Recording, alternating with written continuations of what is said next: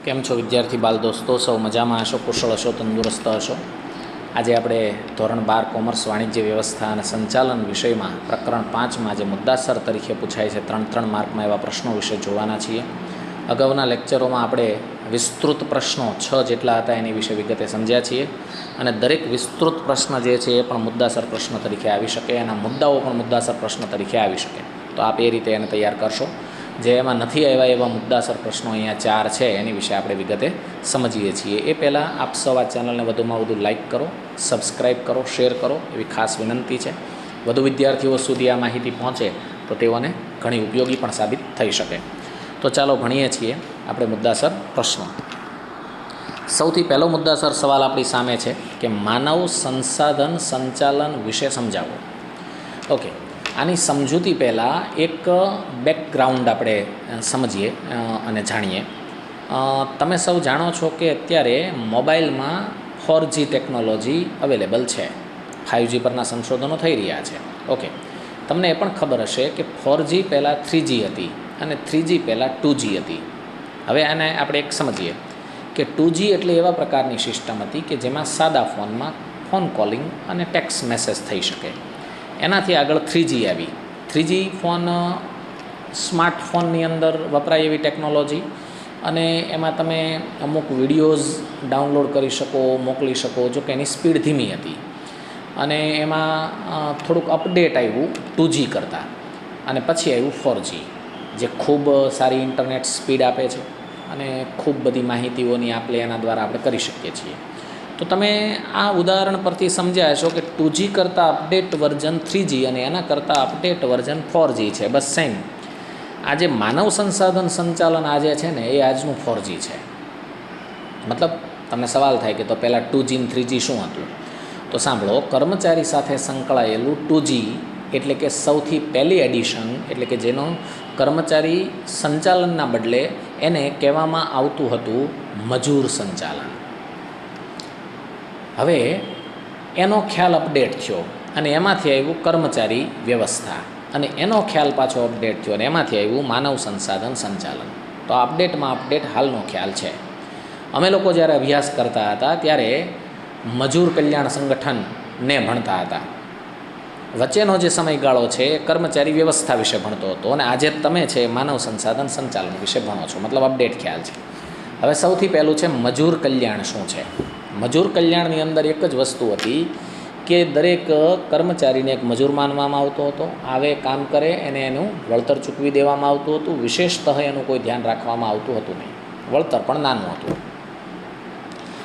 એમાંથી પછી ખ્યાલ થોડો ડેવલપ થયો, વિકસ્યો. ખબર પડી કે ભાઈ કર્મચારી છે, એકમના હાથ પગ છે, એના થકી એકમ છે એટલે કર્મચારી યોગ્ય ગોતવો જોઈએ. એટલે એની માટે ભરતી છે, પસંદગી છે, તાલીમ છે, બઢતી છે, બદલી છે, આ બધી વસ્તુઓ સમાવતી આખી પ્રક્રિયા વિકસાવવામાં આવી.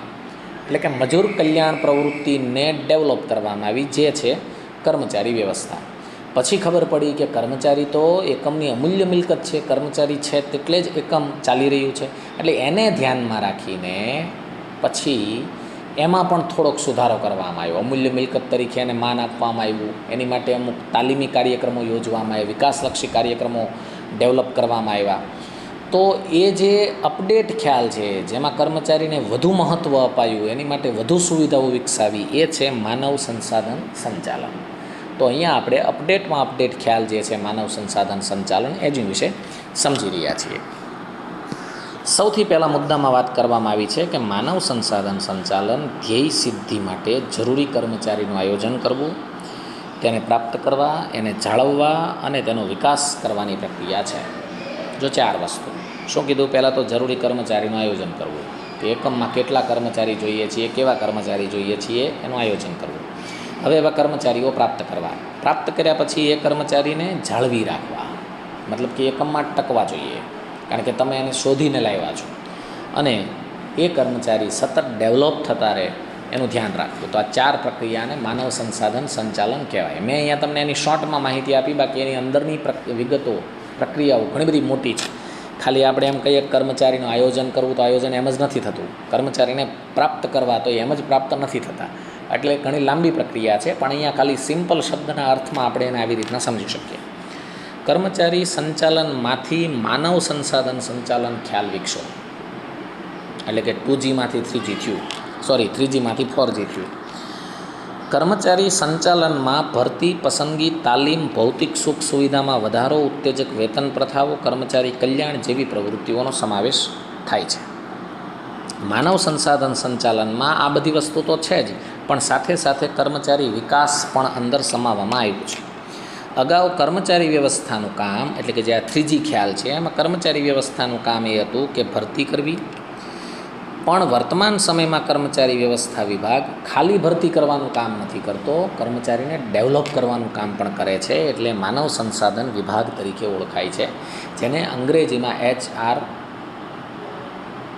એટલે કે હ્યુમન રિસોર્સ મેનેજમેન્ટ અથવા HRD હ્યુમન રિસોર્સ ડિપાર્ટમેન્ટ તરીકે પણ ઓળખવામાં આવે છે. આજના હરીફાઈના સમયમાં માનવ સંસાધનનું મહત્ત્વ ખૂબ વધ્યું છે. આજનો જે હરીફાઈનો સમય છે એમાં માનવ સંસાધનનું મહત્ત્વ ખૂબ વધ્યું છે. કારણ જો અહીંયા એનો જવાબ પણ આપ્યો છે કે દરેક એકમમાં ઉત્પાદનના સાધનોની સંખ્યા સરખી હોય તો પણ કર્મચારીની કદર, કાર્ય સંતોષ, કુશળતા, વફાદારી અને જાળવણીથી કોઈ એકમ સારા પરિણામ પ્રાપ્ત કરે છે. બહુ સીધો મુદ્દો છે કે 2 બિસ્કિટ બનાવતી કંપની છે, પાર્લે પણ છે અને બ્રિટાનિયા પણ છે. બેય પાસે સરખા જ સાધનો છે, બેય પાસે સરખી જ સામગ્રીઓ છે, બેય પાસે સરખા કર્મચારીઓ છે, પણ એક કંપનીની કર્મચારી વ્યવસ્થા બેસ્ટ છે, એટલે કે ત્યાં માનવ સંસાધન સંચાલન સારું છે, એટલે એ કર્મચારીઓ ખૂબ દિલ દઈને કામ કરે છે, એટલે કંપની આગળ છે. જ્યારે બીજી કંપની આવું નથી કરતી એટલે એ પાછળ છે. સેમ વસ્તુ એટલે માનવ સંસાધન સંચાલન કર્મચારી માટે ખૂબ મહત્ત્વની છે. માનવ સંસાધન સંચાલનની કામગીરીને 2 ભાગમાં વહેંચી શકાય. એમાંનો પહેલો ભાગ છે આયોજન સાથે સંબંધિત બાબતો, એટલે કે એકમમાં જરૂરી કર્મચારીનું આયોજન કરવું, એકમના વિકાસ કે જરૂરિયાત પ્રમાણે નવી નિમણૂક આપી અને કર્મચારીનો વધારો કરવો, સમય સંજોગો પરિસ્થિતિપૂર્વક કર્મચારીની સંખ્યામાં કાળજીપૂર્વક ઘટાડો કરવો, પછી કર્મચારીને લાયકાત મુજબ કામગીરી સોંપવી અને કર્મચારીનું કાર્ય જ્ઞાન વધે એવા પગલાં લેવા. આ માનવ સંસાધન સંચાલનની આયોજન સાથે સંબંધિત બાબતો છે. એટલી બાબતો 2 માર્કમાં પૂછાઈ શકે. હવે માનવ સંસાધન સંચાલનની વળતર અને વિકાસ સંબંધિત બાબતો, તો એની અંદર છે જરૂર પડે તાલીમ આપવાની વાત, કર્મચારી કાર્ય નિષ્ણાંત બને, એની વિચાર શક્તિ વધે એવું વાતાવરણ આપવાની વાત, કર્મચારીને લાયકાત પ્રમાણે યોગ્ય વેતન મળે, લાભો મળે અને કાર્ય સંબંધી જે સમસ્યા કર્મચારીને આવે છે એનો ઝડપી ઉકેલ મળે. આટલું કામ માનવ સંસાધન સંચાલનની પ્રક્રિયામાં જોડાયેલું છે. તો માનવ સંસાધન સંચાલન એક એવી વસ્તુ છે જે કર્મચારીને ઉત્પાદનનું સાધન નથી સમજતું, પરંતુ એક માણસ તરીકે એના અસ્તિત્વનો સ્વીકાર કરે છે. હવે આવે છે આપણી સામે સવાલ નંબર 2. કુશળ કર્મચારીઓ એકમની અમૂલ્ય સંપત્તિ છે. જો તમે માનવ સંસાધન સંચાલન વિગતે સમજ્યા હો તો તમને આ સવાલનો જવાબ આવડી જ જાય. શા માટે? તો કે એકમમાં કુશળ કર્મચારી છે ને તો એકમ આગળ છે. હમણાં જ આપણે એવું ભણ્યા કે બધા એકમ પાસે બધા જ સાધનો સરખા છે, પણ અમુક એકમ આગળ છે અને અમુક એકમ પાછળ છે. એનું એક કારણ, ઘણા કારણો છે, પણ એક કારણ છે કર્મચારીનો રખવામાં આવતો ખ્યાલ. તો જ્યાં સુધી કાર્યક્ષમ કર્મચારીઓ કાર્ય કરવા તૈયાર ન હોય ત્યાં સુધી એકમની અન્ય ભૌતિક મિલકતો વપરાયા વગરની જ પડી રહે છે. આપ સૌ જાણો છો કે કાર્યક્ષમ કર્મચારી કામ કરવા તૈયાર ન હોય તો એકમની અન્ય ભૌતિક મિલકતો વપરાયા વગરની જ રહે.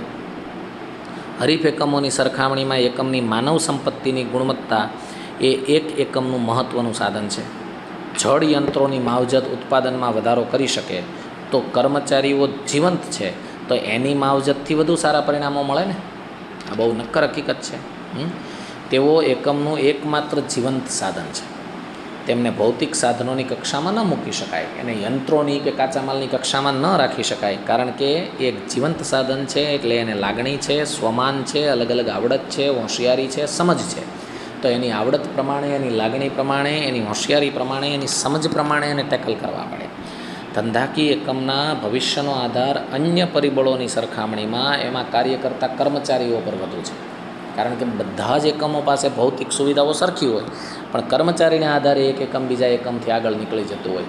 એટલે કહેવામાં આવે છે કે કુશળ કર્મચારી જો એકમને મળતા હોય તો એને ટકાવી રાખવા જોઈએ, જાળવી રાખવા જોઈએ, કારણ કે એનાથી મોટી સંપત્તિ એકમ પાસે બીજી કોઈ જ નથી, કારણ કે એ જ કુશળ કર્મચારીઓની કુશળતા એકમને આગળ તરફ લઈ જાય છે. ત્રીજો સવાલ છે આપણી પાસે, તાલીમ ખર્ચાળ છે પરંતુ તેની ગેરહાજરી વધુ ખર્ચાળ છે. આ બહુ મહત્ત્વનો મુદ્દો છે, સમજવા જેવો પણ છે, વિચારવા જેવો પણ છે. અને એક મુદ્દાની અંદર 2 માર્કના 2-3 સવાલો સમાયેલા છે. અને સૌથી મોટી વસ્તુ, આ પ્રશ્ન 2 માર્કમાં 3 માર્કમાં બોર્ડમાં પણ ઘણીવાર પૂછાયો છે. એટલે એ રીતે પણ આને તમારે મહત્ત્વનું સમજી અને યાદ કરવાનો છે. સૌથી પહેલો મુદ્દો છે કે તાલીમ ખર્ચાળ છે. કઈ રીતે ખર્ચાળ છે? તો કે ધંધાકીય એકમમાં કર્મચારીઓને તાલીમ આપવા માટે અલગ તાલીમી વિભાગ રાખવો પડે. ખર્ચ થયો. ચાલો, તાલીમ આપવા માટે ખાસ તાલીમી અધિકારીની નિમણૂક કરવી પડે. હવે તાલીમી અધિકારીને પગાર દેવો પડે. ખર્ચ થયો. તાલીમ માટે યંત્રો અને સાધનો ખરીદવા પડે, કારણ કે ચાલુ એકમમાં એને તાલીમ આપો તો કામ અટકે, એટલે અલગથી તાલીમ આપવા માટે અલગથી મશીનરી ખરીદવી પડે. ખર્ચ થયો. હવે જે તાલીમ લેવા માટે તાલીમાર્થીઓ આવે છે એ તાલીમાર્થીઓને સામાન્ય પગાર અથવા સ્ટાઇપેન્ડ, ઓછી રકમનો પગાર, એને સ્ટાઇપેન્ડ કહેવાય, એ આપવું પડે. તો આ પણ ખર્ચ થયો. અને તાલીમ દરમિયાન તાલીમી કર્મચારીઓથી માલ સામાનનો બગાડ થવાનો, તો એ પણ ખર્ચ થયો. તો આ રીતે ગણો તો તાલીમ ખૂબ જ ખર્ચાળ છે. તમને પરીક્ષામાં 1-2 માર્કમાં આવો સવાલ પૂછાય કે ભાઈ તાલીમ ખર્ચાળ છે, સમજાવો, તો આ જવાબ તમે લખી શકો. હવે શું કીધું? તાલીમ ખર્ચાળ છે પણ એની ગેરહાજરી વધુ ખર્ચાળ છે. એ કઈ રીતે? ચલો એ જોઈએ. જોકે તાલીમ પાછળ આટલો ખર્ચ થાય છે પણ ફાયદા છે એની ખર્ચ કરતાં વધુ છે. કેમ? તો કે તાલીમ આપવાથી ઉત્પાદકતામાં, કાર્યક્ષમતામાં વધારો થાય છે. એકમને ફાયદો મળવાનો. અકસ્માતો, જોખમો ઘટે છે, કારણ કે તાલીમી કર્મચારી જે તાલીમબદ્ધ રીતે કામ કરે છે એના કારણે અકસ્માતો કે જોખમો સર્જાતા નથી. ફાયદો થયો. તાલીમી કર્મચારીના કામમાં બગાડ, સમારકામ ખર્ચ એ ઓછો આવે છે, મતલબ ફાયદો થયો. તાલીમથી કર્મચારીની કાર્યક્ષમતા વધે છે, પરિણામે ઉત્પાદન વધે છે, પરિણામે એનો પગાર વધે છે, મતલબ કર્મચારીને ફાયદો થયો. કર્મચારીને થાક ઓછો લાગે છે, ફાયદો થયો. એનો જુસ્સો જળવાયેલો રહે છે, આ પણ ફાયદો છે. અને તાલીમી કર્મચારી પર કોઈ નિરીક્ષકો બહુ મૂકવા પડતા નથી, એટલે નિરીક્ષણ ખર્ચ ઘટે છે, આ પણ ફાયદો થયો. તાલીમી કર્મચારીને કામ પસંદ આવે છે, ગમે છે, પરિણામે એ કામ છોડવાનું વિચારતો નથી, મતલબ મજૂર ફેરબદલી દર પણ ઘટ્યો, તો એ પણ ફાયદો થયો. હવે તમે વિચારો કે આ ફાયદાઓ જે છે એના કારણે થઈને તાલીમના ખર્ચને ખર્ચ ન ગણાય, પરંતુ એને એક રીતે મૂડી રોકાણ ગણાય. તો અહીંયા પણ આ 2 માર્કનો સવાલ છે. તમને પૂછી શકે કે તાલીમના ખર્ચને ખર્ચ ન ગણતા મૂડી રોકાણ ગણવું જોઈએ. કેમ? તો કે તાલીમ પાછળ ખર્ચ કર્યો પણ એની સામે ફાયદા વધુ છે, એટલે મૂડી રોકાણ છે. હવે આપણો જે મેઇન સવાલ છે એની પર જઈએ કે સમજો કે તાલીમ દરમિયાન વ્યક્તિ ગેરહાજર રહે. વ્યક્તિ ગેરહાજર રહે તો જે આ ફાયદાઓ થવાના છે એ ફાયદા નહીં થાય. મતલબ કે તાલીમી કર્મચારીને કારણે ફાયદાઓ થવા જોઈએ, જે હમણાં આપણે જોયા એ નહીં થાય, એટલે કે એકમને નુકસાન વધશે. એટલે કહેવામાં આવ્યું છે કે તાલીમ ખર્ચાળ છે પણ જો એમાં ગેરહાજર રહ્યો તો વધુ ખોટ, વધુ નુકસાન એકમને જાય છે, એટલે તાલીમ કરતાં એની ગેરહાજરી વધુ ખર્ચાળ છે. હવે આપણે જોઈ રહ્યા છીએ પ્રશ્ન નંબર 4. તાલીમના કારણે કર્મચારીની કુશળતા અને યોગ્યતામાં વધારો થાય છે. કઈ રીતે? તો કે ભરતી દ્વારા ગમે તેટલા કુશળ કર્મચારી પ્રાપ્ત કર્યા હોય પરંતુ તેઓ અનુભવ અને જાણકારીના અભાવે યોગ્ય રીતે કામ કરી શકતા નથી. બહુ મહત્ત્વનો મુદ્દો છે. ભરતી દ્વારા ગમે એટલા કુશળ કર્મચારી તમે લઈ આવો પણ તેઓ અનુભવ, જાણકારીના અભાવે કામ સારી રીતે કરી શકતા નથી. કર્મચારી વ્યવસ્થાનું કાર્ય માત્ર કર્મચારી મેળવવાનું નથી, મેળવ્યા પછી એને કેળવવાનું અને કેળવ્યા પછી એને જાળવવાનું પણ છે. એટલે જ કહેવાય છે મેકેજા, મેળવવા, કેળવવા અને જાળવવા. તાલીમ દ્વારા કર્મચારીને જે તે કાર્યમાં કુશળ બનાવવાનો પ્રયત્ન કરાય છે. તેમને સોંપવામાં આવેલું કાર્ય તેઓ વધુ સારી રીતે કરી શકે એ માટે તેમને યંત્રોની જાણકારી, ઉત્પાદન પદ્ધતિની જાણકારી, એકમના નીતિ નિયમોની જાણકારી તાલીમ દ્વારા આપવામાં આવે છે. આ બધી જાણકારી જ્યારે કર્મચારીને મળે છે ત્યારે એની કાર્યકુશળતામાં વધારો થાય છે. એટલે આપણે કહી શકીએ કે તાલીમના કારણે કર્મચારીની કાર્યકુશળતા, યોગ્યતામાં વધારો થાય છે. તો આ છે આ પાઠના મુદ્દાસર સવાલો. હવે આપણે નેક્સ્ટ લેક્ચરમાં જ્યારે મળીશું ત્યારે આપણે આ પાઠના ટૂંક જવાબી જે પ્રશ્નો છે એની વિશે વિગતે સમજીશું. ત્યાં સુધી આપ સૌ આ વિડીયોને વારંવાર પ્લે કરીને આ પ્રશ્નોને વિગતે સમજતા રહ્યો, અભ્યાસ કરતા રહ્યો. Thank you very much.